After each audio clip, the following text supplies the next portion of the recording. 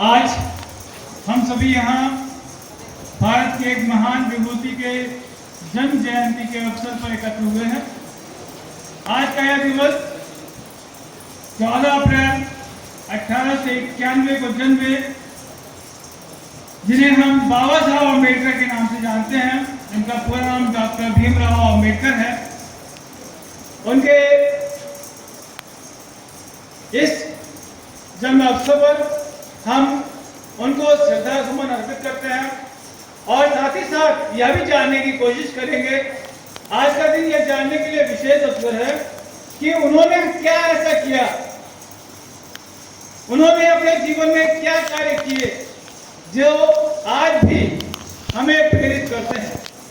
इसी कार्यक्रम को प्रारंभ करने के लिए मैं अपने विद्यालय के प्राचार्य महोदय से अनुरोध करूंगा कि इस कार्यक्रम के प्रारंभ में दीप प्रज्वलन के लिए वे मंच पर आवे और आज का कार्यक्रम विधिवत प्रारंभ करें। विद्यालय के समस्त शिक्षकगण कृपया मंच पर आवे। सभी शिक्षक शिक्षिकाओं से अनुरोध है कि वे मंच पर आवे।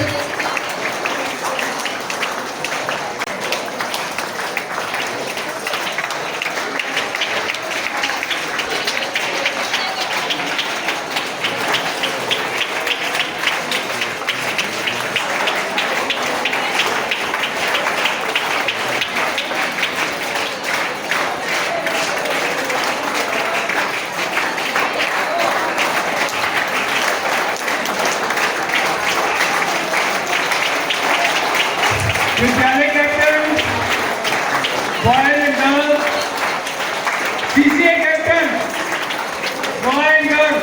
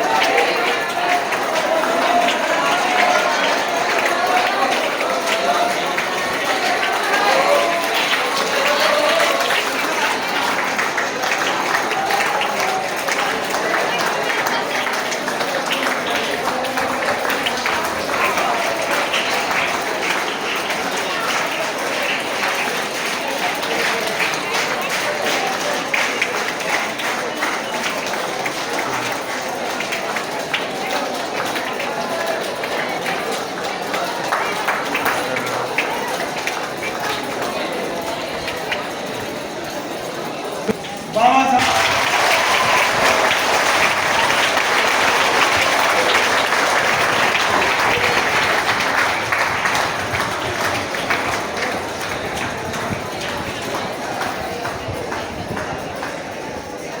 डॉक्टर बाबा साहब अम्बेडकर और दलितों से सामाजिक भेदभाव के विरुद्ध अभियान चलाया रखा। इनके बारे में और अधिक जानने के लिए मैं कक्षा 8 के छात्र शिवम को मंच पर आमंत्रित करता हूं कि वे आए और आज के महान विभूति के बारे में अपने विचार प्रस्तुत करें। Shivam.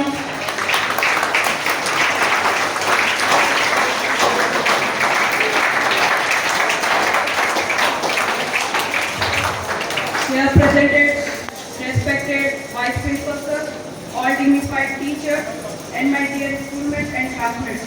A very warm and pleasant good morning to all. Auspicious occasion of the birth anniversary of the father of the Indian Constitution, Baba Saheb Dr. Bhimrao Ambedkar ji. Bhimrao Ramji Ambedkar, popularly known as Baba Saheb Ambedkar, was the founding father of modern India. He is the role model for every Indian. Despite all the social and economic drawbacks, Baba Saheb Ambedkar went on to become the architect of the Indian Constitution. Dr. Bhimrao Ramji Ambedkar, born on 14th April, ranked as Subedar in the army. His mother name was Bhimawai. From the beginning, Ramji encouraged his children to study and work hard, due to which Bhimrao Ambedkar was fond of studies since childhood. Dr. Bhimrao Ambedkar belonged to the Mahar caste. The children on his hands from afar, and then they used to get water to drink. When the peon was not there, they had to study and go without water despite being thirsty. After Ramji Sakhpal retired in 1894, his entire family moved to a place called Satara in Maharashtra. But only after 2 years, Ambedkar's mother died. After this, his aunt took care of him in difficult circumstances. Ramji Sakhpal and his wife had 14 children, out of which only 3 sons and 3 daughters survived. In the difficult conditions, Ambedkar took admission to Mumbai's high school, and he was the first lower caste student to get admission in that school. In 1900, passed his school examination. This success, and it was amazing to have someone from their community to achieve it. He obtained degrees in examinations. He obtained degrees in economics and political science in 1912, breaking all the records in the field of studies. In 1930, he went to America for post-graduation, and here in 1915 from Columbia University, he did MA.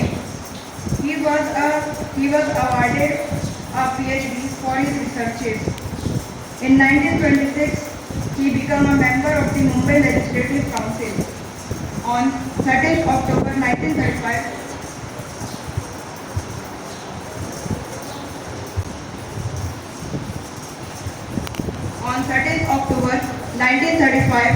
Ambedkar was made the principal of the Government Law College and worked on this post for 2 years.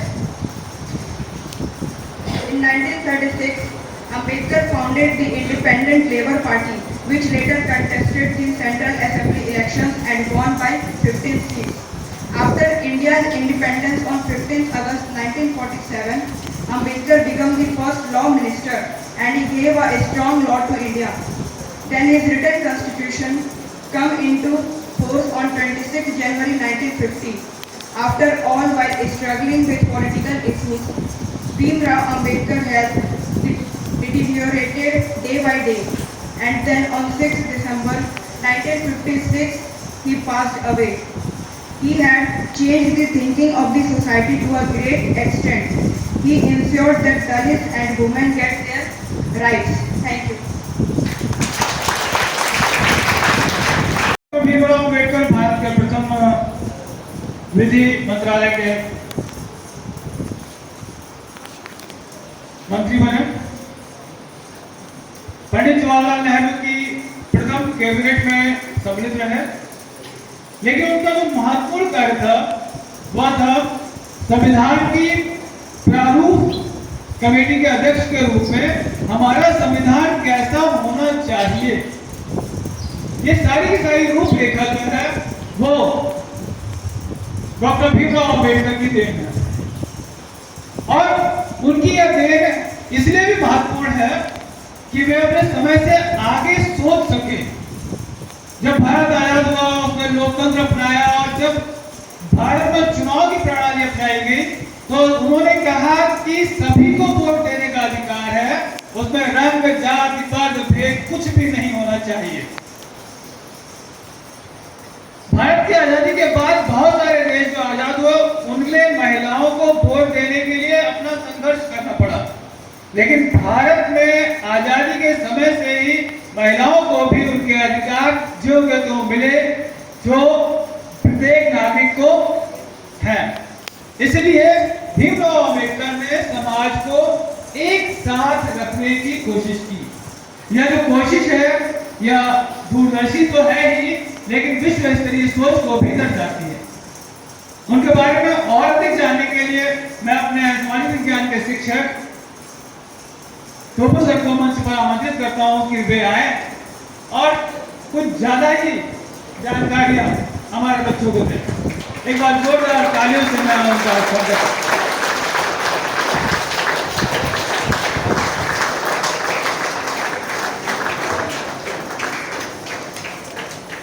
आदरणीय प्राचार्य madam, उपाचार्य sir, शिक्षक साथियों और प्यारे बच्चों, सुप्रभात। तो प्रथम मैं डॉक्टर भीमराव अम्बेडकर को उनके जन्म अवसर पर उसका नमन करता हूँ। वो सभी के महान नायकों में से एक थे। उनके बारे में जानने के लिए हम उनके पारिवारिक पृष्ठभूमि के बारे में जानेंगे कि उन्होंने जीवन में क्या किया। इतनी बड़ी पहचान ना सिर्फ एक राष्ट्र के रूप में बल्कि अंतर्राष्ट्रीय स्तर पर वो ख्याति प्राप्त किए हुए व्यक्ति हैं। विश्व के बड़े बड़े university, London school of economics, अमेरिकी कॉलेजों, यूनिवर्सिटीज में भीमराव अम्बेडकर के जीवन चरित्र को पढ़ाया जाता है।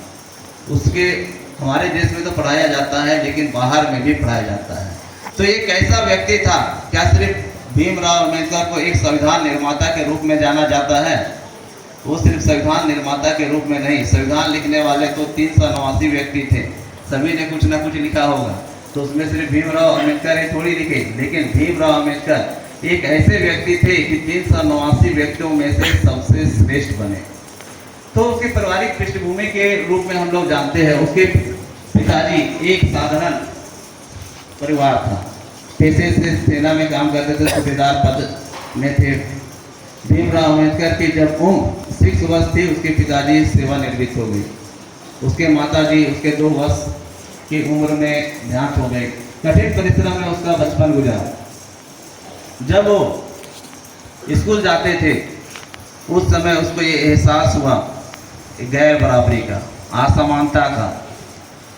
फिर भी उन्होंने अपने जीवन में संघर्ष किया। मुंबई कॉलेज में उन्होंने स्नातक पास कर बड़ौदा के महाराज सयाजी गायकवाड़ के स्कॉलरशिप के द्वारा वो पढ़ने के लिए लंदन गए। वहाँ से शिक्षा प्राप्त की, पीएचडी का शिक्षा प्राप्त कर उन्होंने कई डिग्रियां हासिल की। अमेरिका में पढ़ने गए, जर्मनी में पढ़ने गए, फ्रांस में पढ़ने गए। लगभग इकोनॉमिक्स के ही 31 विषयों पर उन्होंने पीएचडी की डिग्री ली, थीसिस लिखा। सोशियोलॉजी में 11 विषयों पर और अनेकों जर्मन भाषा, फ्रेंच भाषा और कई सामाजिक मुद्दों पर उन्होंने लिखा। भीमराव अम्बेडकर का मानना था कि खुद भी पढ़े और अपने समाज को भी आगे बढ़ाए, इस पर विचार करते थे। लेकिन उनका रास्ता, वो बहुत बड़े सेनानायक नहीं थे, राजा नहीं थे, संघर्ष नहीं थे, बहुत लोकप्रिय नेता नहीं थे, बहुत सारे जनसंख्या आबादी उसके पीछे पीछे नहीं चलती थी। उन्होंने अपना रास्ता चुना शिक्षा। बचपन में मैंने कहा उन्हें पढ़ने नहीं दिया जाता था। एक बार की बात है, लंदन स्कूल ऑफ इकोनॉमिक्स के लाइब्रेरी में, वो लाइब्रेरी में बैठकर ब्रेड खा रहा था। लाइब्रेरियन आया और भीमराव अम्बेडकर से कहा, तुम यहाँ कल से मत आना। उसकी जगह कोई दूसरा बच्चा रहता तो बोलता यह सर ठीक है नहीं आऊँगा, या कुछ और दूसरा रिएक्शन करता।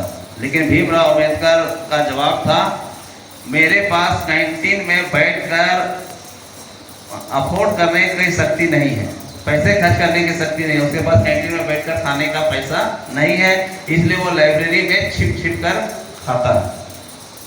इस बात को सुनकर लाइब्रेरियन कुछ नहीं बोला। अगले दिन से रोज वो उसके लिए नाश्ता लाता था और अम्बेडकर को भी खिलाता था, खुद भी खाता था। उसी लाइब्रेरी में अम्बेडकर ने 50,000 किताबें पढ़ ली। तो वो व्यक्ति जिसे पढ़ने नहीं दिया जाता था, वो 50,000 किताबें पढ़ ली। तो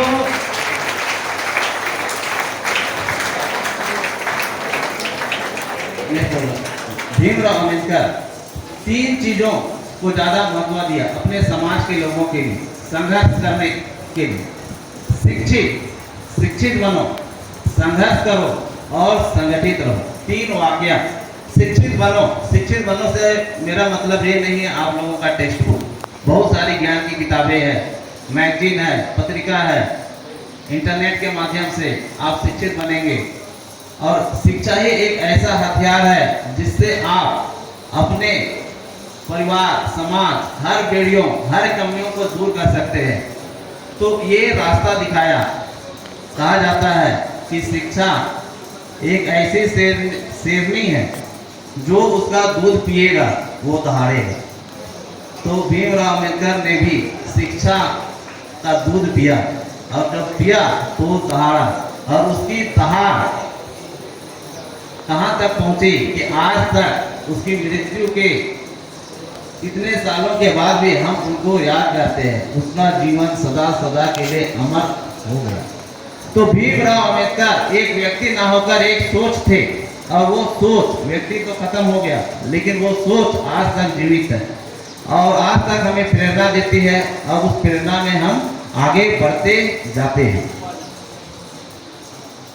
संघर्ष संघर्ष भीमराव अम्बेडकर का मानना था कि कहीं भी कुछ गलतियां हो रही है, गड़बड़ी हो रही है, तो मुंह बनकर सिर झुकाए रहकर सहन नहीं करना है, आवाज उठाना है, अपनी बातें रखना है। ये नहीं सोचना है कि आपकी बातें सफल होगी या आपको दंड मिलेगा या आपको भारी विरोध का सामना करना पड़ेगा। आप किसी गलत बात पर अपनी बात को रख सकते हैं, आवाज तो उठा सकते हैं। भीमराव अम्बेडकर ने अपने जीवन के संघर्ष के द्वारा ना सिर्फ ब्रिटिश सरकार में निचली जातियों के अधिकारों के लिए आवाज उठाई, ना कि भारत के उस समय बड़े बड़े राजनीतिज्ञों के विचारों को उस समय इस बात पर सहमति बनाने में सक्षम हुए, क्योंकि उन्होंने अपनी हर गलतियों पर आवाज उठाई। महात्मा गांधी और भीमराव अम्बेडकर दोनों के विचार नहीं मिलते थे, लेकिन अंततः महात्मा गांधी को भीमराव अम्बेडकर की बात मान लेनी पड़ी, क्योंकि भीमराव अम्बेडकर लगातार अपनी बातों को उठाते रहते थे और ये बताने का प्रयास करते थे कि एक देश दूसरे देश को गुलाम बना दिया तो गलत है, और यदि एक वर्ग दूसरे वर्ग को गुलाम बना देता है तो वो भी गलत है। तो इस प्रकार उन्होंने जिस प्रकार से दलित जातियों के मान और सम्मान के लिए उन्होंने आवाज उठाई वो प्रशंसनीय है, और उनकी स्थिति ना सिर्फ उनके भाग्य, किस्मत या कहीं किस्मत या उनकी जिंदगी, इन सभी में परिवर्तन आ गया। संगठित रहो कहने से हमारा मतलब है कि ना सिर्फ हम अपना विकास करें। भीमराव अम्बेडकर बहुत ऊंचे ऊंचे पदों में उसे नौकरी मिल सकती थी। बड़ौदा के महाराज के यहाँ उन्हें वित्त विभाग में वित्त सचिव के रूप में नौकरी मिली थी, लेकिन वो अपने लिए नहीं जीवन जीते थे।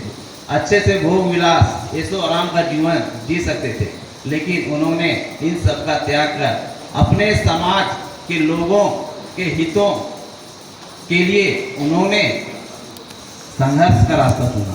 उन्होंने लोगों को संगठित बनाया, उनको लेकर आगे बढ़ने का प्रयास किया। तो भीमराव अम्बेडकर का ये प्रयास सराहनीय था कि हम सिर्फ बढ़े नहीं बल्कि अपने साथ और लोगों को लेकर चले।